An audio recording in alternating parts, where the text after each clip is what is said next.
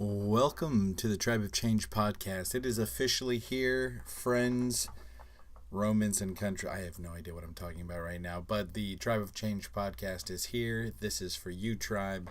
Much love and respect. There we are, right here. For those of you watching the YouTube video, Tribe of Change. So, the first episode of Tribe of Change, it's just going to be me. I will be bringing on other tribe members, and we will be experimenting with how we're going to set this up, but this is for the tribe. This is for us to become vulnerable and open and share ideas and experiences and passions and help change the world. This is the Tribe of Change. So let's see what we can do to help each other, to help those around us, and to make life better. That's really what it's all about. It's love one another. And so that's what the Tribe of Change is all about. So much love to y'all. Now, this episode I have been thinking about for a while now. I saw a post that someone asked the question. And I know there's a lot of people who deal with depression deeply, and some of us, we deal with it sporadically. It comes in waves or situations. For some of you, it may be deeper than that. It isn't situational. It isn't a once or twice or for a little while. Some of you deal with it in a much larger scale, and I don't claim to know anything about that. But what I do know is that I saw a post and someone asked the question,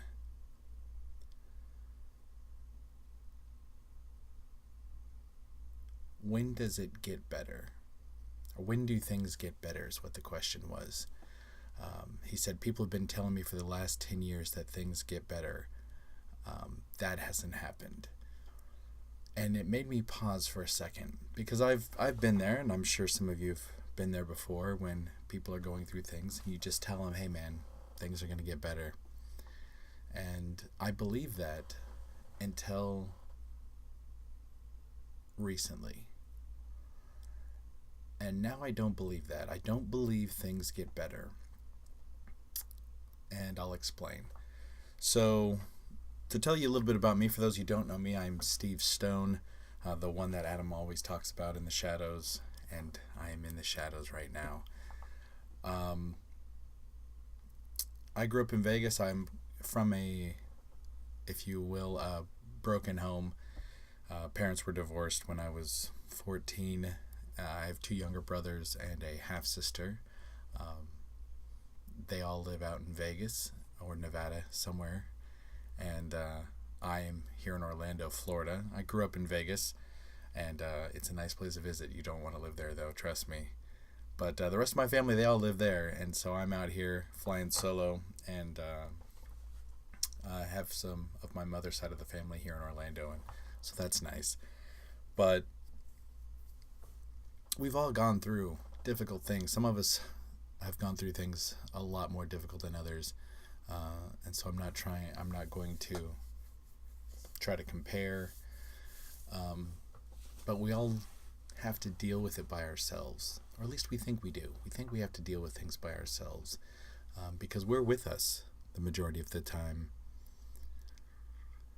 If you know what I mean, we're always there. You know, there are people to talk to, and if you latch on and you have an ear for people to listen, and that's what I love about this tribe, is because we're here for you and you're here for us, and I think the rest of the tribe sees that, and so I hope you see that. If you don't see that, dig a little deeper and join and go live on Facebook and share yourself, and you'll see that the tribe is here to support you, because like I said, we're here about love. And so, welcome. If this is your first experience with the Tribe of Change, welcome. So, I met with Adam a couple of years ago, and we just connected, and I started helping him with websites and the website and the Cognitive Rampage podcast, and it's been a wild ride. But personally, I just started going through some stuff. I've been in lots of different relationships over the years. My very first relationship ended with, I thought I was dating a girl, and my very first girlfriend, I thought I was dating her for 3 or 4 months, and it turned out that I was the person she was cheating on her 2-year boyfriend with. So she was cheating with me instead of on me. At least that was the rationale. But it still feels the same, and so that was difficult. And the majority of the girls, for some reason, I tend to pick not so my choice of women is not always keen. Over the years it's gotten better, but in the very beginning, when I was younger, 20 years ago, the majority of the girls that I dated ended up cheating on me, which is like one of the two things that I just asked, like, just don't lie to me, don't cheat on me. Those were the simple things. And of course, when you cheat, of course you had to lie. So anyway, that's a long story short. But I dealt with a lot of heartache and pity and times when I thought things just weren't going to get better. And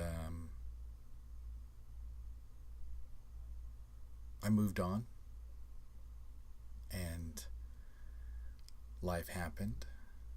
I just kept going, and I would meet somebody else eventually, and we would start dating, and I would be optimistic, and I'm like, oh, things got better, and then they would cheat on me, and things would get worse again. So years went by. I was single for almost 8 or 9 years. I would go on a couple dates, but I purposefully stayed single because I knew myself. I got to a point where I said, you know what? I need to go into Steve. I need to figure Steve out, because I became the person with, oh, this girl likes me, and I need to become the person she wants me to be. Or I tried to become, it was all about pleasing them, which can be a good thing. You want to please the person that you're with, but it changed who I was, and it never worked because I didn't know who I was. So I took about 8-9 years to discover who I was, and I decided I wasn't going to settle. And so I would go out on a date or two, and I would say, this isn't going to work. This will last 2 or 3 months. So I would end it, which was very odd for me. So, but it was beneficial. And then I met a girl, and I thought she was the one, and we got married. And long story short, we got divorced. And I could go into a lot of details, but it was basically a reenactment of the separation between my parents. And in my mind, I couldn't believe that I had become my parents. And I went into a tailspin and a whirlwind, and there's a lot of other situations in life. Relationships have usually been the biggest turmoil. I used to deal with stress a lot when it came to finances when I was younger, and my spiritual walk has definitely helped me in all of that and getting through that. But then recently, you go through things, and life still happens. And this is where it hit me. When I read that post, and the person asked, people have been telling me for the last 10 years that things get better. When is that going to happen? And that's when it hit me. It doesn't. things don't get better. Things will never get better. I hope this isn't crushing any of you, but things will never get better. And if you're waiting for things to get better, I'm sorry, they won't. Because it isn't, things aren't the problem. We're the problem. Things don't get better. You get better. And we try to find the one. We try to wait. We're waiting for outside circumstances to fix us. Things will get better. Things will stop being crappy. No, they won't. They won't stop being crappy because your perception of reality is that this thing that happened is a crappy thing to happen. These girls that I dated who cheated on me, they weren't terrible things that happened. It was life. Life happened. Did I enjoy it? No. Do I want it to happen again? No. But my perception of life now has turned to, thank God it happened. It's the best thing that happened to me because I'm better for it. So things didn't get better, I got better. And that changed my perception. That changed my reality. As soon as I realized that it was me, not the outside world, my world flipped upside down. And it's an exciting thing, it's a scary thing, but I'm here to tell you that you get better if you want to get better. It's very easy for us to wallow and to keep making those decisions to go around the merry-go-round, to go and follow the same patterns and end up with the same results. I think I read somewhere that they don't know if Einstein actually said this quote, but I'm going to give it to Einstein anyway. The definition of insanity is doing the same thing over and over again and expecting a different result. Whether he said it or not, it's a good quote. That's what I was doing. I was trying to find somebody, or I was trying to do more, be more, so that I could get to a spot to where I was better. Instead of just believing that this was the best thing. So you could call it reframing, you could call it whatever you want to call it. It first hit me when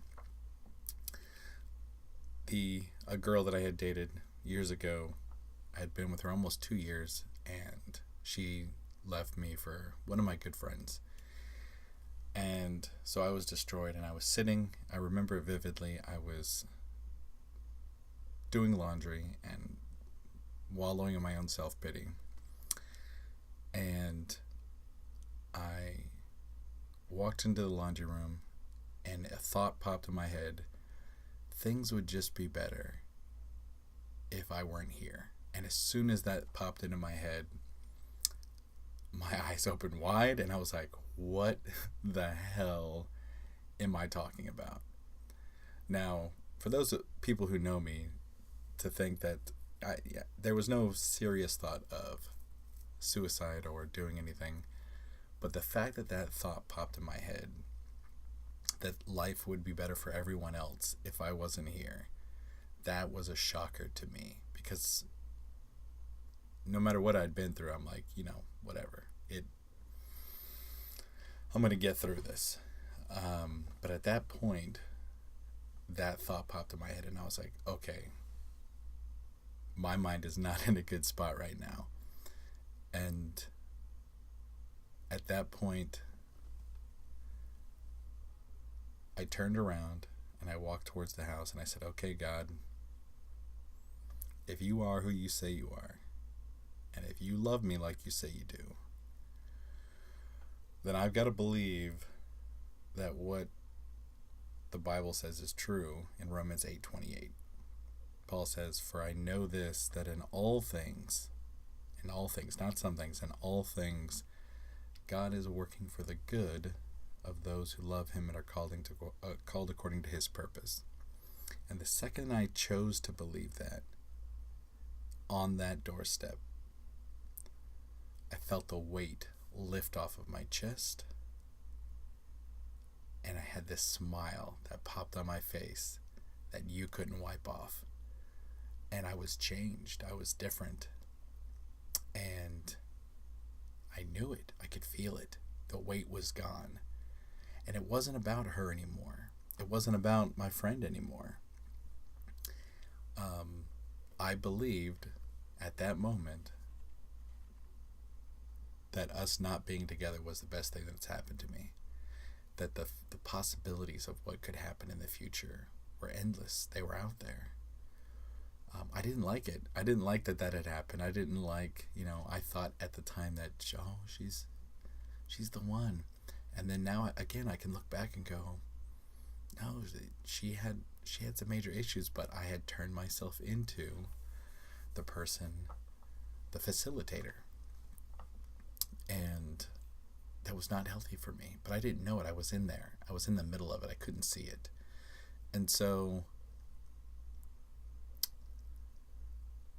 to tell you that, I want to go back and tell you a little backstory.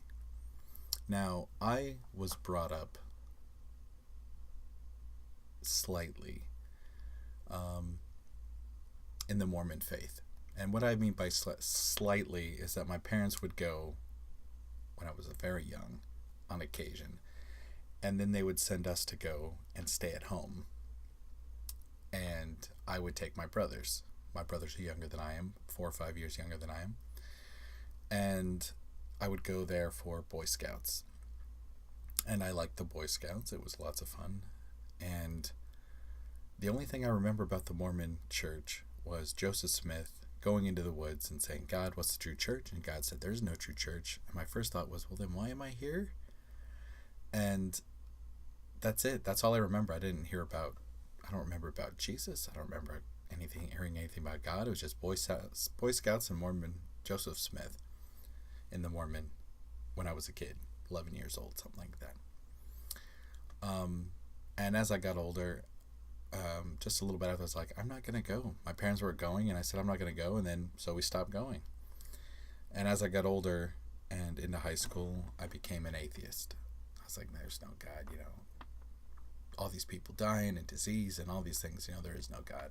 And then after that, I became an agnostic, thinking, okay, there's got to be something. We can't be on this planet just to make faster cars and tinier computers and bigger buildings. Like, life has to be a little bit more than that. And at the time I was like, I don't know if we're here as an alien experiment or,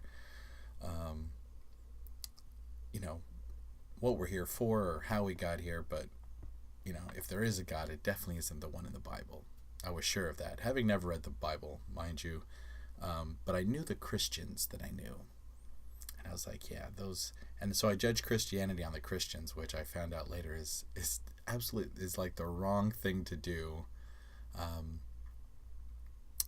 Because Christians are just people who need saving. They're like the worst of the worst. And they realized that they were the worst. But then they would say, oh, I'm a Christian. It's like, oh, that's you.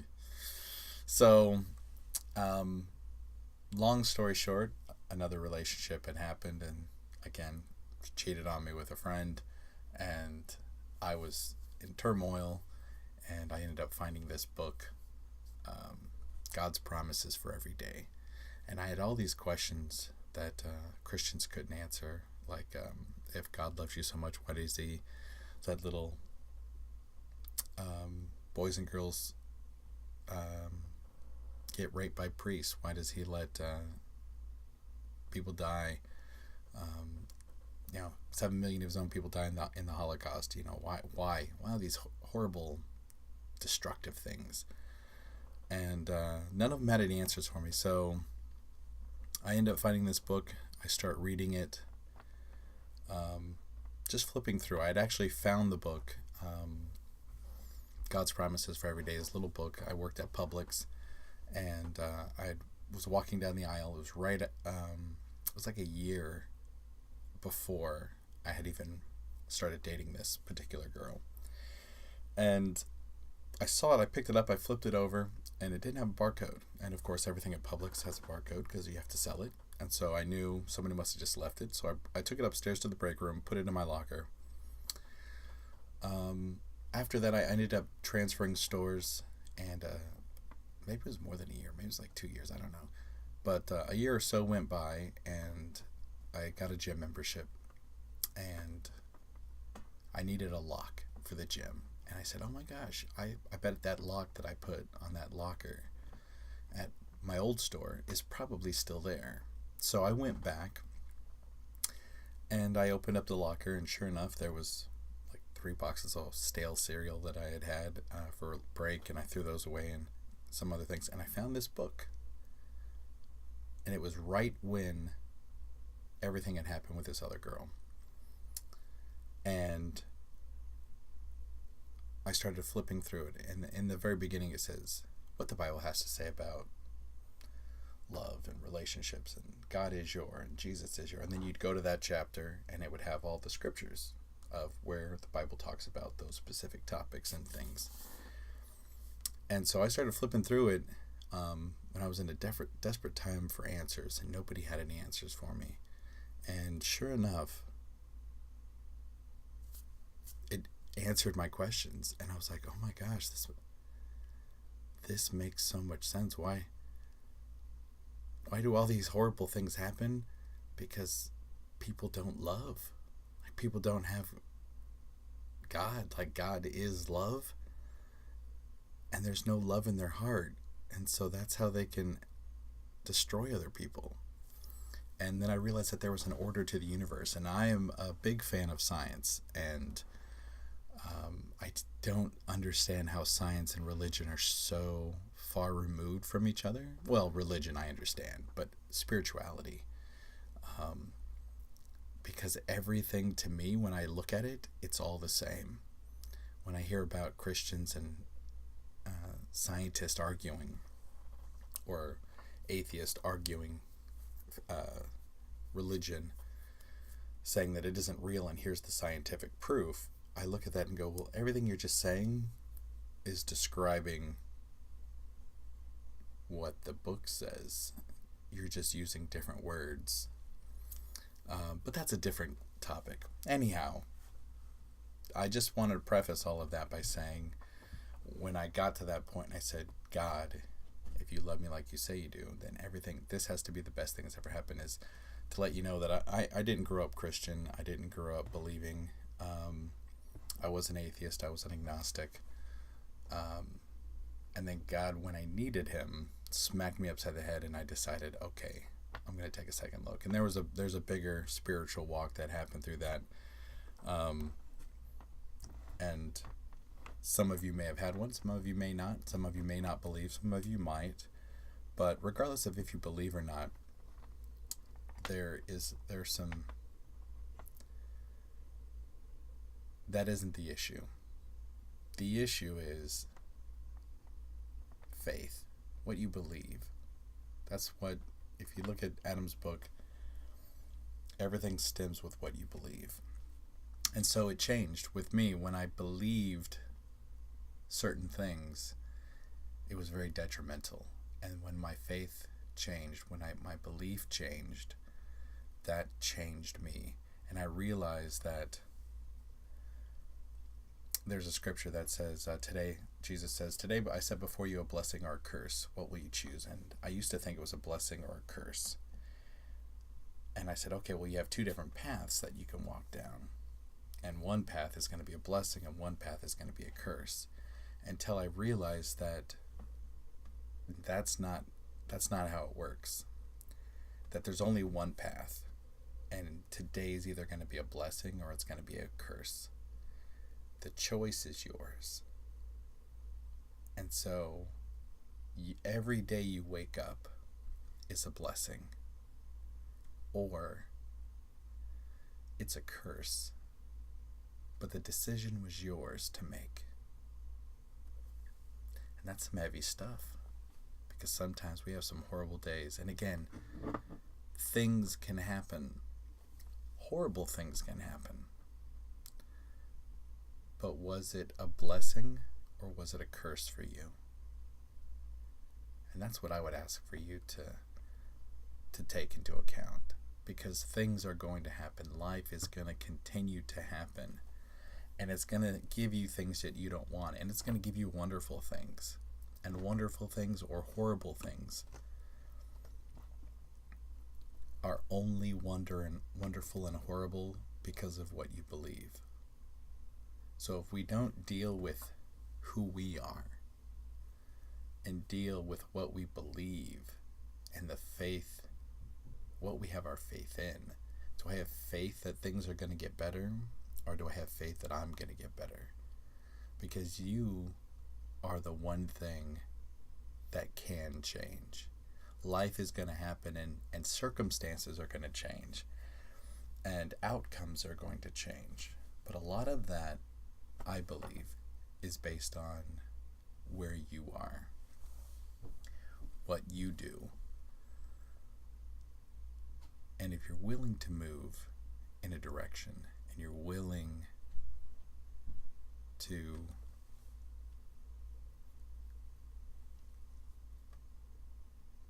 be vulnerable with yourself, with others, then you'll be open to the positive. You'll be open to the possibilities. But if we spend all of our time protecting ourselves and guarding ourselves and defending ourselves from the evil out there, when we're expecting the evil, as soon as something comes, we're going to treat it like it's an enemy.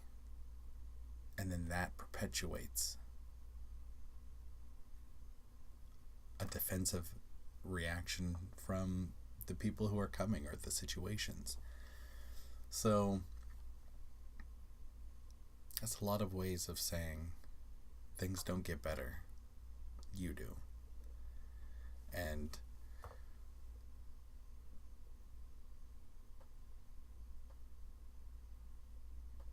yeah.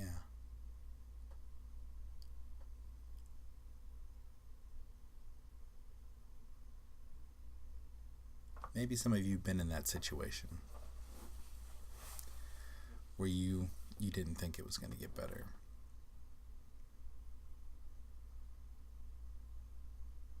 And some of you, like I said, some of you have been in much worse situations, physical situations, mental situations. Maybe your circumstances, you're sitting here looking at me going, Steve, you don't understand, man. You haven't been through shit. Your life is a cakewalk. If you're talking about the only thing that's been going on with you is girls broke up with you and you dealt with some other crap, you don't understand. You're right. I don't understand. And I'm not trying to say that the things that you're dealing with can easily be switched off or easily be changed. But there are some of us that we deal with situations that we don't need to. Some of you are dealing with physical situations, abuse, mentally, verbally. And again, I would say you can get better, but it takes action. Things won't get better if you don't get better. If you don't change your thoughts. If you're in an abusive relationship, and physically or mentally, and you don't believe that you're worth more than that, and you don't believe that you deserve better, then things won't get better. You've got to get better. You've got to pick yourself up and say, I am worthy of love. And you have to realize that that's not what love is. There's a definition of love. Patient, kind, slow to anger. Love never fails. But just because you feel like you love somebody, you have to understand that love is a two-way street. Love has to be reciprocated. And if this person doesn't love you the way that you love them, then it's not healthy. And you need to be able to walk away. You need to, and it's tough. It's tough to let go. And we think we can help these people. We think we can, and again, not everybody that I'm talking about is a horrible person. It could be, they just don't treat you right. But some of you are dealing with situations where people are mentally destroying you, physically destroying you. And we're here for you. The tribe is here for you to be strong. We can be your strength. If you don't have the strength, we'll be your strength. But be willing to love yourself more than you love the other person. And walk away. Get help. If you're in an abusive situation, get help. Tell somebody. If you don't trust, if you don't feel comfortable talking about something that's happening in your relationship because you'll feel embarrassed, that's exactly why you need to talk about it with somebody. If you say, well, I don't want people to think that they're a bad person, you probably need to speak with somebody who loves you. Because we justify for other people. Oh, well, they've had a hard day. They deal with a lot of stuff. They deal with a lot of pressure and drama and their boss is really hard. No. They have issues that they have to work out in themselves. And you aren't a punching bag. You aren't. You deserve more than that. So love yourself. We love you. And find a way to free yourself. Because freedom is a choice. I love the analogy of if you keep a tiger in a cage its whole life, and then you remove the cage, the tiger stays in that same area for the rest of its life, because that's all it's ever known. And even though the cage isn't there, they don't go anywhere until they realize that they're free. And you have to realize that you're free. You're not in a cage. You have freedom to move, to be who you need to be. And you may not have resources. You may say, well, I don't have any money, I don't have a job, but there's help. You may not have things, but there's help. There's people that are out there. And for those of you who are dealing with issues that, like I said, are beyond me, you've dealt with depression and there aren't any outside forces that are attacking you. It's all in. There is help. There are people who care enough to listen, be willing to open up and share that. And it's very easy for people to dismiss and say, oh, well, hey man, you'll get over it, or things will get better. They won't. Things won't get better, but you can get better,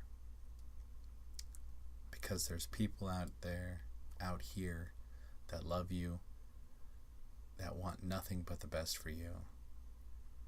And the world is a wonderful and amazing place regardless of who's the president, regardless of where we live, regardless of what we have, of what we don't have. This planet is an amazing thing filled with incredible people, all desiring to do amazing things. So if you feel stuck, if you feel like you're in a rut, if you feel depressed,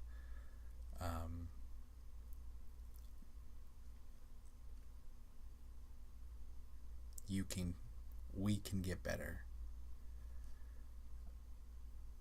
because it's a change of thought, it's a change of belief, it's realizing today is a blessing, it's a gift. That whole cheesy line, today's a gift, that's why they call it the present. And it may be cheesy, but it's true. It's a gift.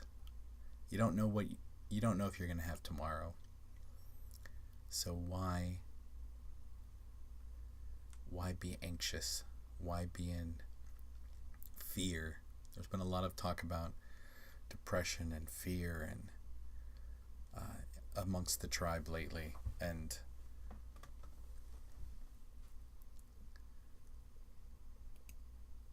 fear can be a motivator. It can be the trigger to say, uh-oh, something's coming. Fear can be something to protect you. We can't be afraid of our emotions. We have to be willing to sit with them. And it's okay to be sad, and it's okay to be depressed, and it's okay to be angry. It's okay to be frustrated. But you aren't what you feel. Your feelings are temporary. Experience life, experience those emotions, but remember the things aren't going to get better, because the things are just the things. The things are just that little thing we call life. It's just life happening. But you will get better. You'll get through those feelings. You'll work through those emotions. You'll deal with that struggle. And if you have trauma or drama, there is light at the other side. If you're willing to accept it, if you're willing to go after it. But don't sit in the same spot and expect life to change.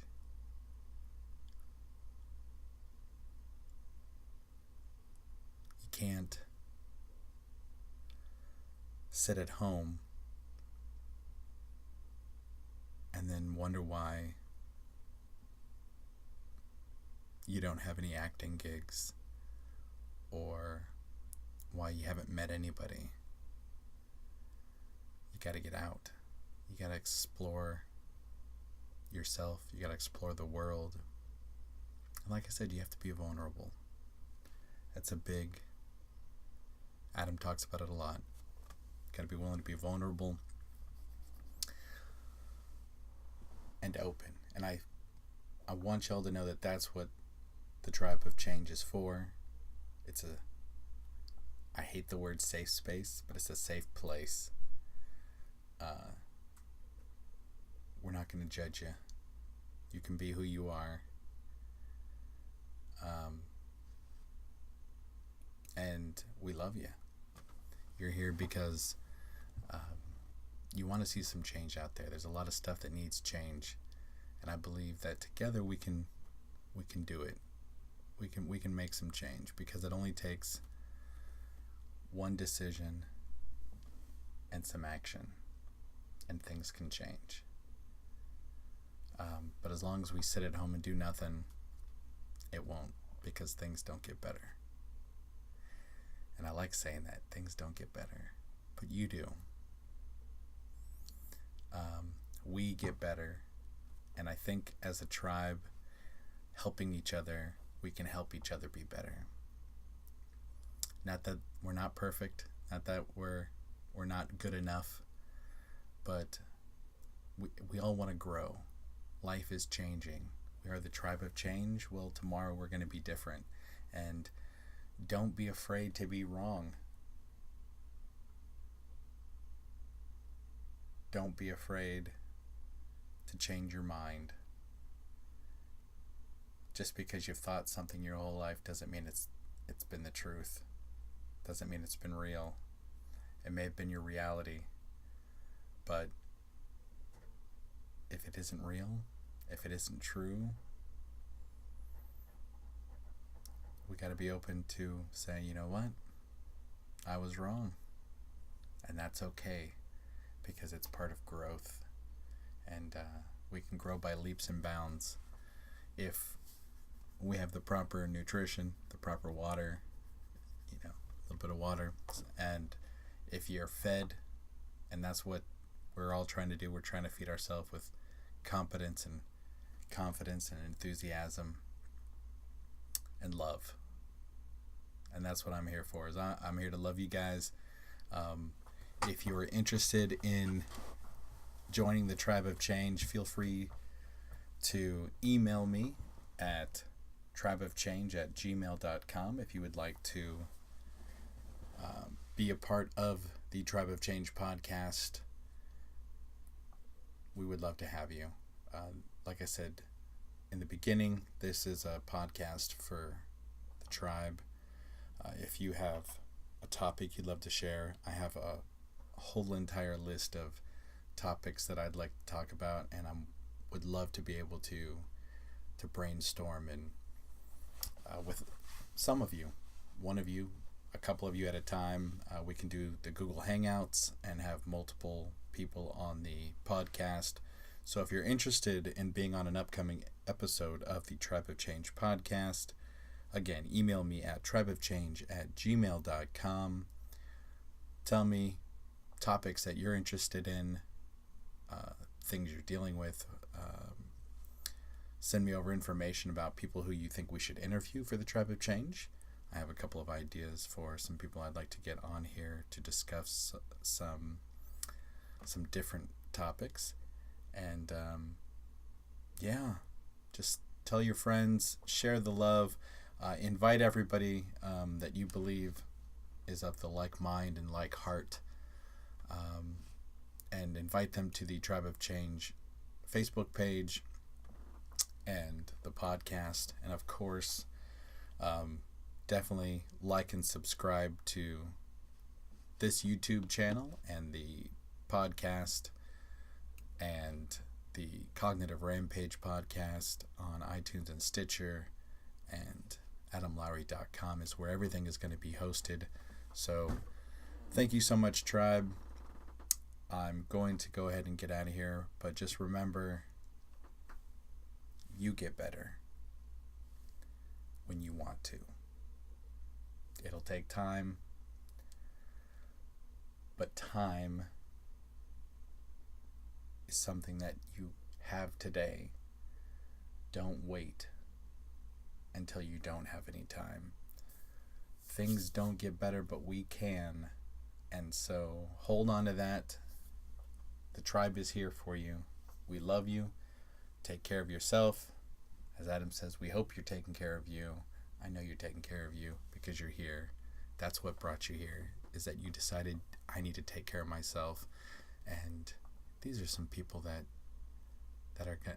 want to help me do it, and we do.